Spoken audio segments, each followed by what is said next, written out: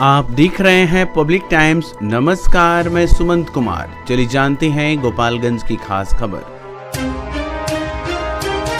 गोपालगंज जिले के बरौली प्रखंड स्थित कहला बिशनपुरा इलाके में सारण गंडक नहर का बांध टूट जाने से कई गांवों में पानी फैल गया।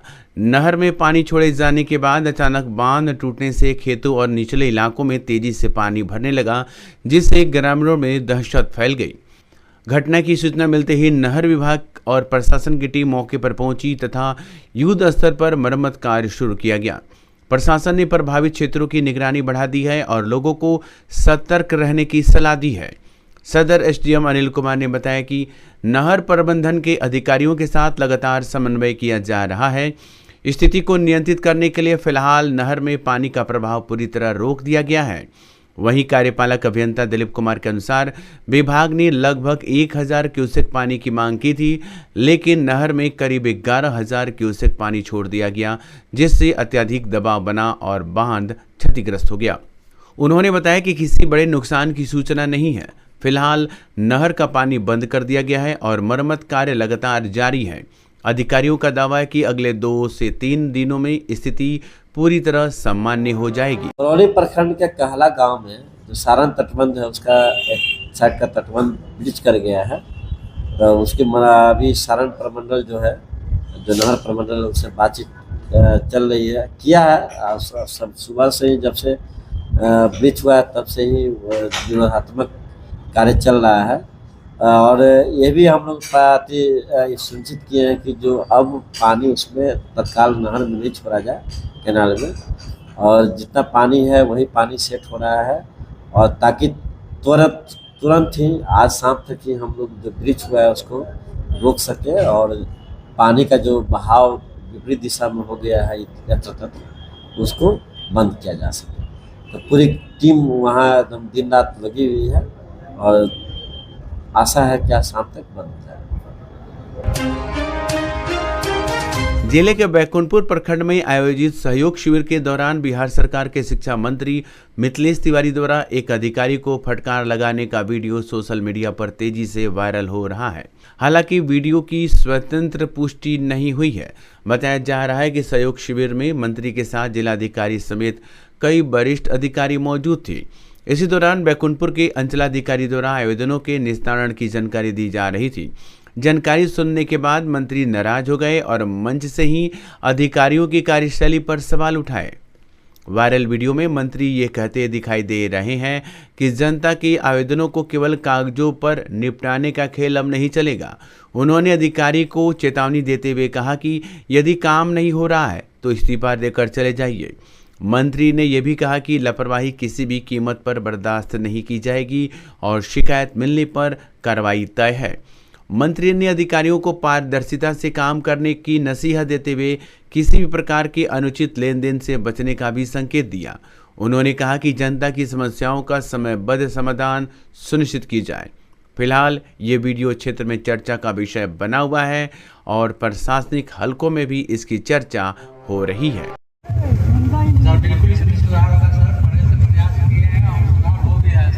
लक्ष्मी जी को याद करिएगा केवल दीपावली के दिन, ध्यान रखिएगा। दीपावली के पहले याद किए तो हमसे पूरा कोई नहीं होगा। और आप अपने नीचे के सबको बता दीजिए, हम इस मामले में किसी का नहीं है। नहीं तो रिजाइन करके जाइए, जरूरत नहीं है आपका। एकदम हद हो गया। ये डीएम साहब, डीएम का पावर जानते हैं ना, ठीक से लिख देंगे तो चल जाइएगा हवा में।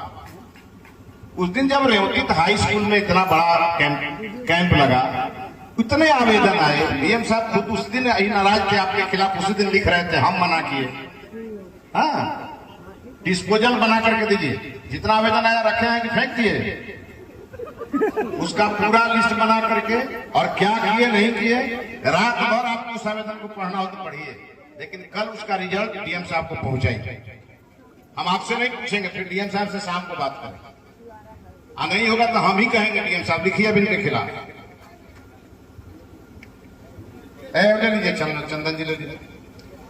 देखिए सीधी सीधी बात है, सरकार की योजना है, प्रधानमंत्री जी, मुख्यमंत्री जी, जरा हमारी बात को सुनिएगा।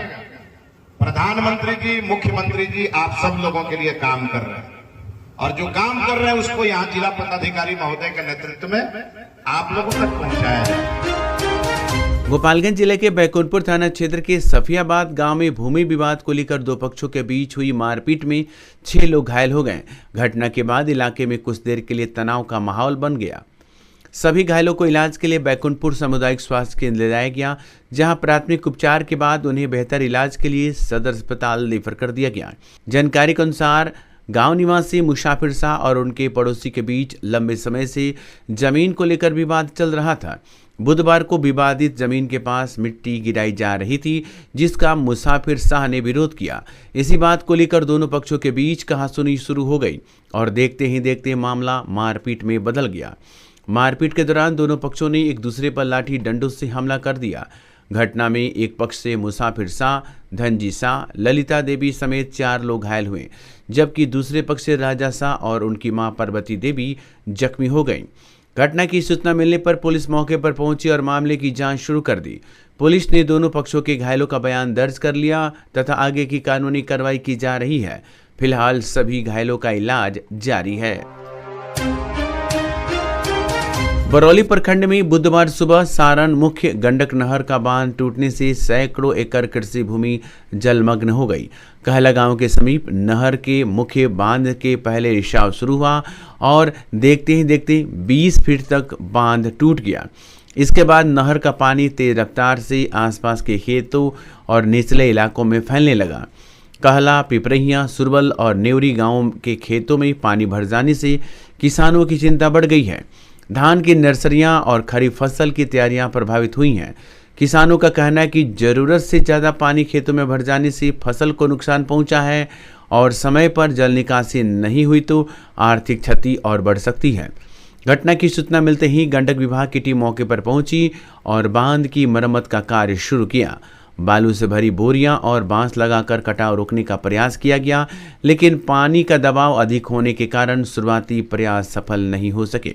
गंडक परियोजना के अभियंता दिलीप कुमार ने बताया कि क्षमता से अधिक दबाव बनने के कारण बांध क्षतिग्रस्त हुआ है। विभाग द्वारा मरम्मत के लिए आवश्यक सामग्री जुटाई जा रही है और जल्द ही स्थिति को सामान्य करने का प्रयास किया जा रहा है। फिलहाल प्रशासन और विभागीय अधिकारी लगातार निगरानी बनाए हुए हैं। जिले के कुचायपुर थाना क्षेत्र के पकड़ी गांव में मोबाइल चोरी की विवाद को लेकर दो पक्षों के बीच जमकर मारपीट हो गई। इस घटना में दोनों पक्षों के 3 लोग घायल हो गए। सभी घायलों को इलाज के लिए कुचायपुर सामुदायिक स्वास्थ्य केंद्र में भर्ती कराया गया, जहां प्राथमिक उपचार के बाद चिकित्सकों ने उन्हें बेहतर इलाज के लिए सदर अस्पताल रेफर कर दिया। बताया जा रहा है कि गांव में एक मोबाइल फोन चोरी हो गया था। इसी मामले में कुछ लोग पूछताछ करने के लिए एक घर पहुंचे थे। पूछताछ के दौरान कहासुनी शुरू हुई, जो देखते ही देखते हिंसक झड़प में बदल गई। दोनों पक्षों के बीच लाठी डंडे और हाथापाई होने लगी, जिससे 6 लोग घायल हो गए। घायलों में एक पक्ष से फिरोज आलम, अफरोज आलम और नंदन बैठा शामिल हैं, जबकि दूसरे पक्ष से हसनैन अंसारी, अलीम अंसारी और मेहदी हसन घायल हुए हैं। घटना की सूचना मिलते ही कुचायकोट थाना पुलिस मौके पर पहुंची और स्थिति को नियंत्रित किया। पुलिस ने मामले की जांच करते हुए 5 लोगों को गिरफ्तार कर लिया है। फिलहाल पुलिस पूरे मामले की जांच कर आगे की कानूनी कार्रवाई में जुटी हुई है। गोपालगंज के थावे थाना क्षेत्र स्थित चनावे गांव के समीप बुधवार को एक बड़ा सड़क हादसा हो गया। चलती बाइक का अचानक चक्का ब्लास्ट होने से बाइक अनियंत्रित होकर पलट गई, जिसमें सवार 2 युवक गंभीर रूप से घायल हो गए। घायलों की पहचान जादवपुर थाना क्षेत्र के ख्वाजेपुर गांव निवासी इंदल कुमार और रविन कुमार के रूप में हुई है। बताया जाता है कि दोनों युवक सिवान से दवा खरीदकर बाइक से वापस घर लौट रहे थे। इसी दौरान चनावे गांव के पास बाइक का चक्का फट गया और वाहन सड़क पर पलट गया। हादसे के बाद स्थानीय लोगों की मदद से दोनों घायलों को थावे सामुदायिक स्वास्थ्य केंद्र पहुंचाया गया, जहां प्राथमिक उपचार के बाद उन्हें सदर अस्पताल रेफर कर दिया गया। चिकित्सकों के अनुसार दोनों युवक के सिर में गंभीर चोट लगी है। बताया जा रहा है कि हादसे के समय दोनों युवक हेलमेट नहीं पहने थे।